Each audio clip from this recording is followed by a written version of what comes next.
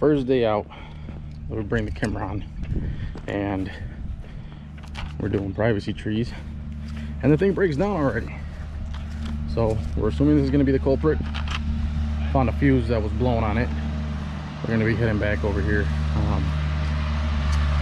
Yeah, I don't know if I got a lot of footage of it while it was running and working, but if not, we'll kind of go over it. We had the back door kind of open. It didn't seem to kind of help. It's going to be a little loud with that other dingo, so we'll help here shortly. All right, so sorry about that. As we were saying, what blew was a fuse, so that's what we're going to test out over here.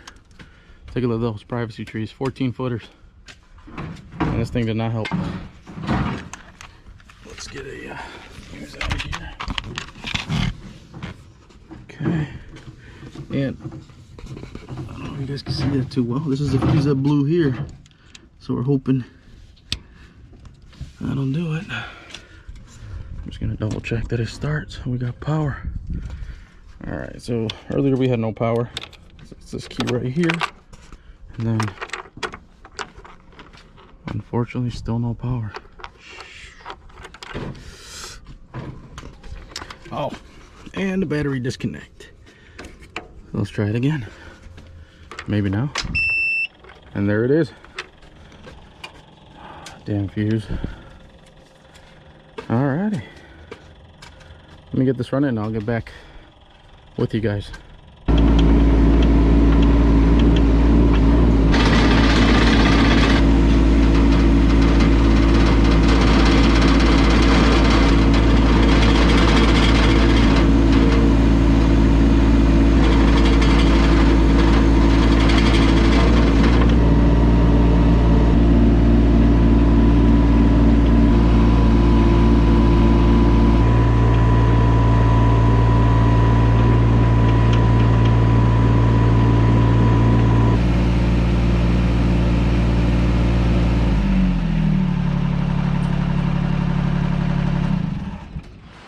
Alright, so we're back. What happened with the Kymron? I really have no clue. But that being the case, let me tell you, when we were running it, and of course I only got one key up here. Okay, so when we were running the machine, the thing just completely died out on me. Now, so let's look at it from the front view. I was sitting here, we put it in reverse to go. So when we were on it, I pulled the tracks back. Mind you, yes, the throttle was a little low. However, I don't think that it should throw it in protect. Or maybe it does, I don't know if it's a safety feature. But that's when it just died out on me, okay? I had put it back and it just went beep. That's it. And it almost sounded like it was out of fuel. So initially that's what I thought it was out. You know, it kind of sounded, let me see if I get it to sound that way. Oh, kind of sounded like that, just like that, and it went out. And that being the case, you know, I'm like, okay, maybe it had a fuel shut off.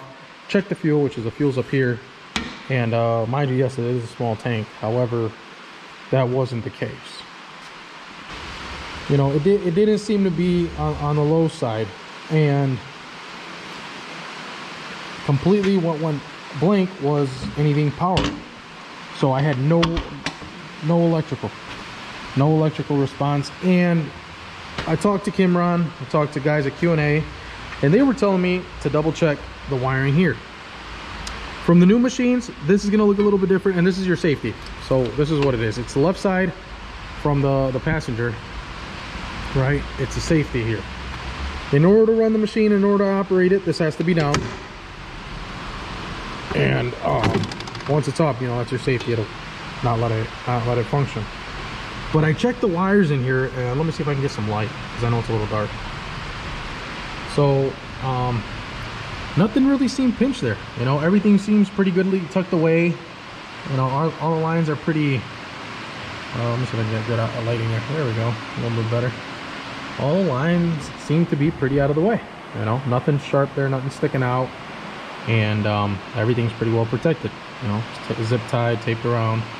So I was like, cool, that's not it. I don't have any bare wires there. Inside this little compartment is your battery shutoff, your battery kill switch, which all that is simply a negative terminal disconnect. I don't know if I can open this. This ain't gonna be the key, but let me see if it just for some reason it'll. Maybe. Let's see if we can get it up. No, maybe not. That's not gonna work.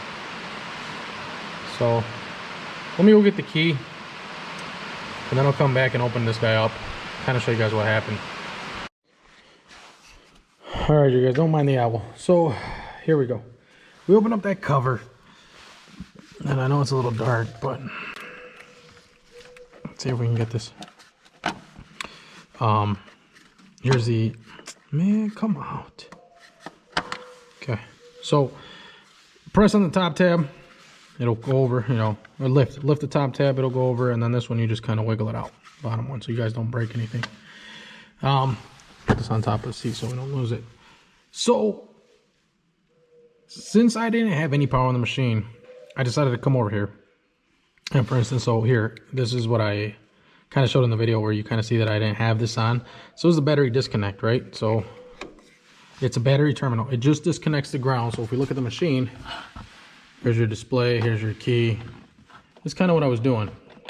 You know, just switching the key back and forth, one giving me nothing, right? Just like that. And mind you, the battery disconnect was not off, so it was on. It had all the, you know, it was not engaged, so it had all the power running through it. The battery terminal was working fine.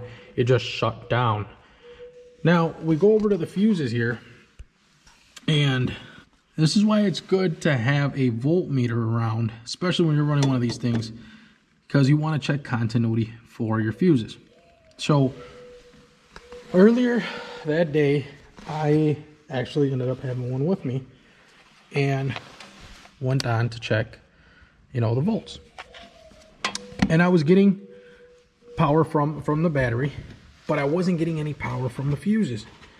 So I was like, okay, so if I check that, then I have nothing else going on. Like, what, I have power to the machine, but the battery is over here on this side, which it's kind of hard to get to. But if you lift the seat, then you do have a little bit of access to it. So I checked the battery being on that side. Here, let me turn this off, and I'll show you where it's at. Actually, let me remove all this stuff so I don't drop everything.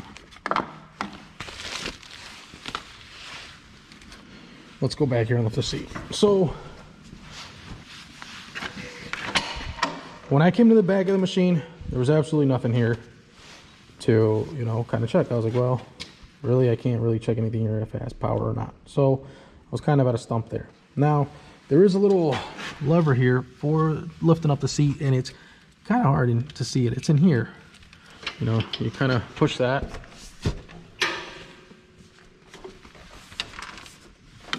Then that lifts you, that allows you to lift the seat. So again, I'm gonna show you guys here. Let me see how far it goes forward. Anyway, there we go. So to lift the seat, it's gonna be this guy here. Just pull it out. There's like, it's like a little ring. Pull it out, lift the seat, and you can, you know, access this. A lot of people don't tell you that, but oh, you're welcome. So you get to the top of the motor, and right over here is the battery, right? So no issues there, which is kind of awkward. I had power coming from the battery, and as we see, here's your battery disconnect. Two cables here. Show them right there. It's just simply a ground. Ground from one side, ground to the other. Having power there, good continuity here. I knew that everything else was getting power except the machine, which led me to believe that maybe it'd be behind that box, which is the relays or the fuses. Now let's go to the front again. I'll show you what fuse it was. Actually, I don't know if that voltmeter even has continuity testing. Of course, we're gonna have to move this back over again. Okay, so we'll just set it that way. So let me see if actually I have continuity in here, and if I can, I'll show you. Okay, reads 1. Should go to 0 if you do have continuity, right? If you don't, it should be 0. Okay, so now if we try to check the it's kind of hard to record with one hand.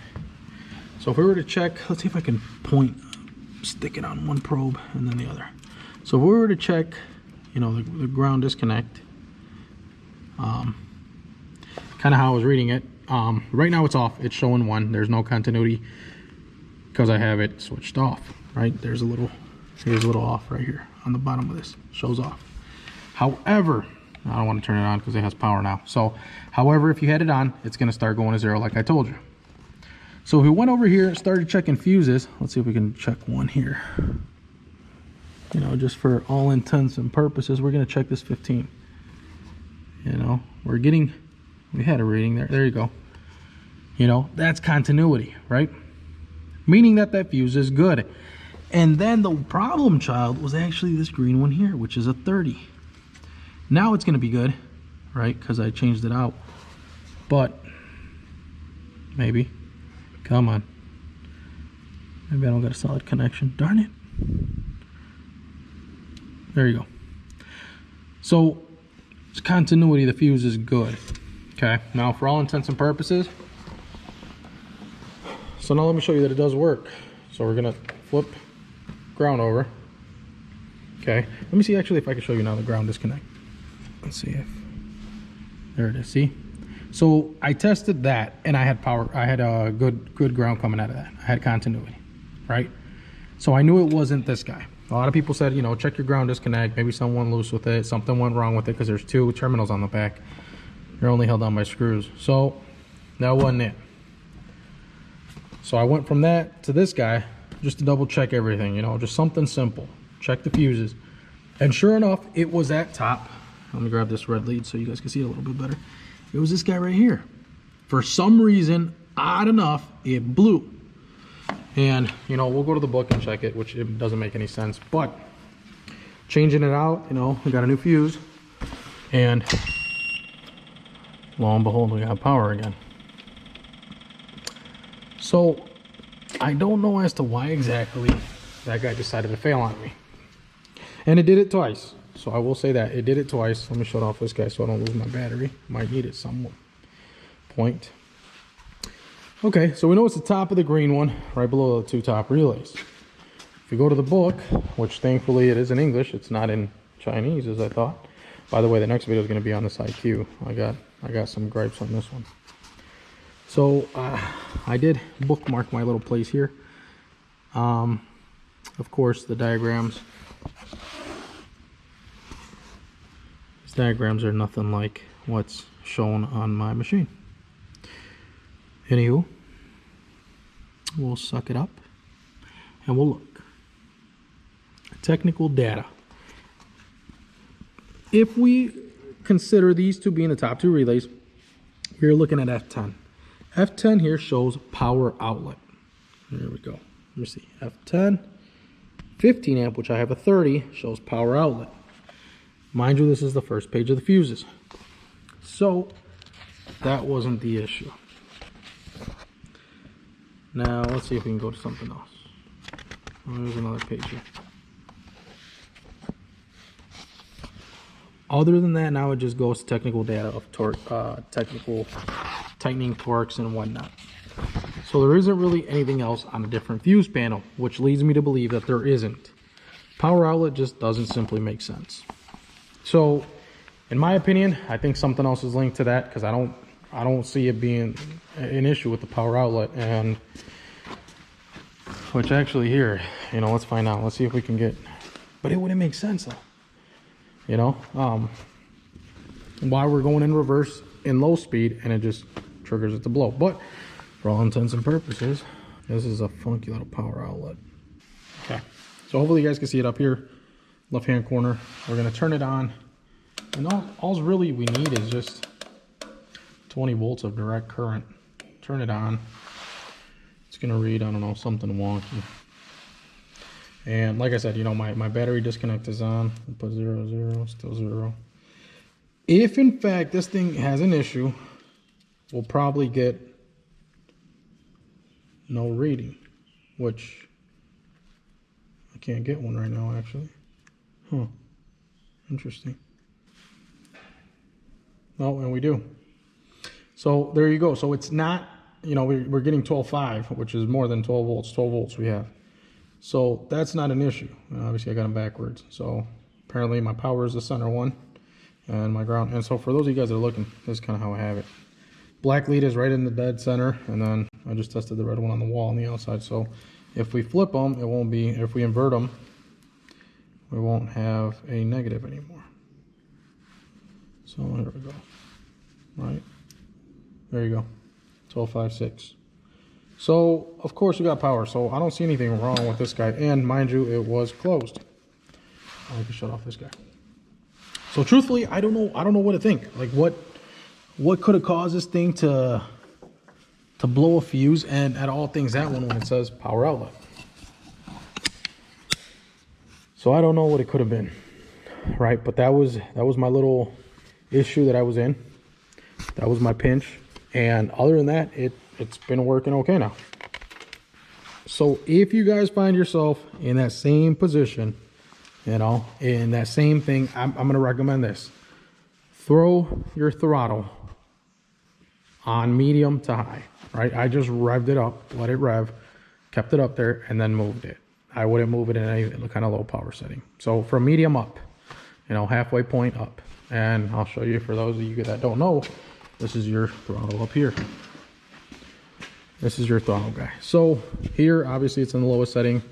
Go here or max it out, right? That way you don't have an issue. That's kind of what allowed me to kind of run it then after that. And I ran it at that last video that you guys saw where we did some hardscaping, did a couple tire removals and retaining wall. I ran this guy after that incident. So that's kind of all I have for you guys in this video. Hopefully that helps. Like I said, you know, it's not anything super specific, super big. I was kind of bummed out that it happened so early on. I mean, I haven't even gotten to do the first oil change by that time. So mind you, that's kind of where it left me. At this point, I'm still waiting on some attachments. I don't know what's going on with that. Kind of just placed on hold. I'm in limbo. But otherwise, when I do get them, I will let you guys know. We'll put this guy to use. Maybe do a little grading, a little bit more digging. I'm kind of limited because I only have that big bucket and I have a little, 10-incher. So sucks. I really want to do some grading with it. Really want to do a couple other things. And right now I'm limited. So we'll see. Maybe we'll get a couple other attachments. Comment down below what you guys think. Has this happened to any of you guys yet? Do you guys have a ZX22? Maybe it's the same on other models. So we'd really appreciate it if you guys would actually chime in and let us know down below if this has happened to you or not, or if your layout is even different than the ZX22. So that's it for this video. We'll see you guys on the next one. Like I said, we do a little bit of everything, different machines. I got mini skids. I got a regular skid steer. We got the little S70 even over here. So we will be showing some more videos of other equipment that we'll be using, as well as dump trucks if you guys want to see that. I also did pick up a old school diesel truck, so we'll probably touch base on that. So thank you again. We'll see you guys on the next one. Beyond Machinery, out.